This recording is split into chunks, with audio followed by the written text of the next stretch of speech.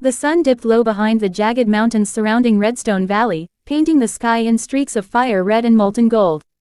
Dust swirled lazily across the town's main street, settling on the wooden boards of the saloon, general store, and the church.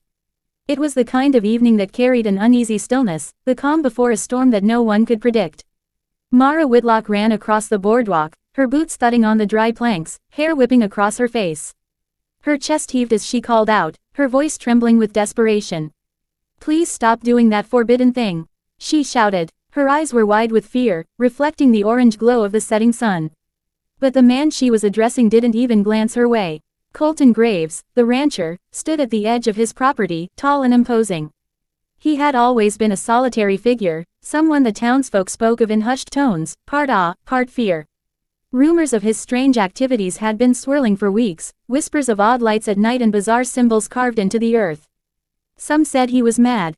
Others believed he was dangerous. But none dared confront him. "Colton, you can't do this," Mara shouted, skidding to a halt at the fence. "The elders warned us. You're risking everything." He turned slowly, his gray eyes calm and unflinching. "Mara," he said, voice low and steady, "you don't understand. I have to do this." She shook her head, tears brimming. "No, you don't. You're playing with forces you can't control. You could destroy us all." Behind her, the townspeople had gathered, murmuring anxiously. Men and women peered from doorways and windows, their faces pale. Sheriff Langley stepped forward, hand resting on the butt of his revolver, but even he hesitated at the edge of the Graves ranch. The laws of the town had their limits, but this was something older, something primal.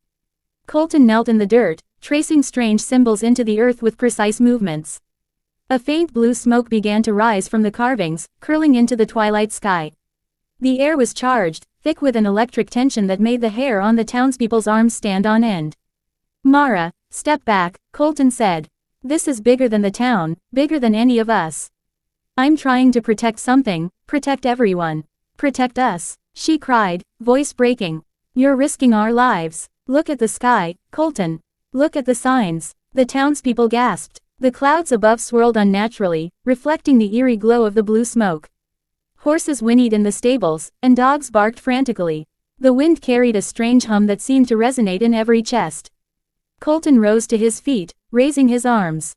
The symbols ignited in a bright, otherworldly light. Shadows danced wildly across his rugged face. Mara fell to her knees, shielding herself, yet she could still see him clearly, calm, determined, fearless. The sheriff fired a warning shot into the air. The sound cracked sharply, yet Colton did not flinch. He continued chanting, words foreign and ancient, filling the valley with a haunting rhythm.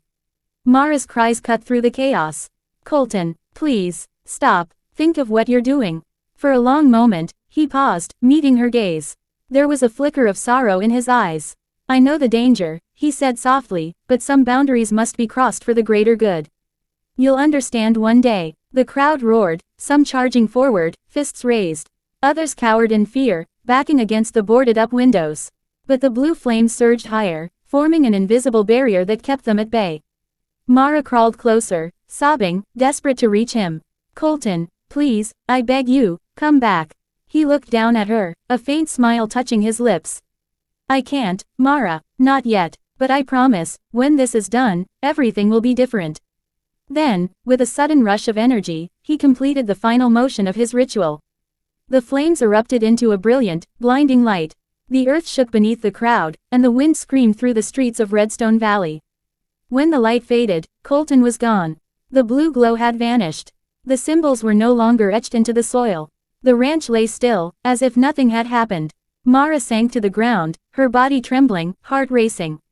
The townspeople stared in stunned silence, unsure if they had witnessed salvation or doom. In the days that followed, the town of Redstone Valley would speak in whispers of what had happened. Some claimed that Colton had been taken by forces unknown, that he had saved the town from a looming disaster. Others believed he had unleashed a power that would eventually demand a terrible price. Mara never knew the truth.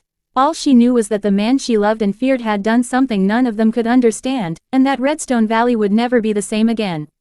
And on nights when the wind howled through the empty streets and the moon shone high over the mountains, the people of Redstone Valley swore they could see a faint blue shimmer in the distance, a reminder of the rancher who defied fear, rules, and reason for the sake of something greater.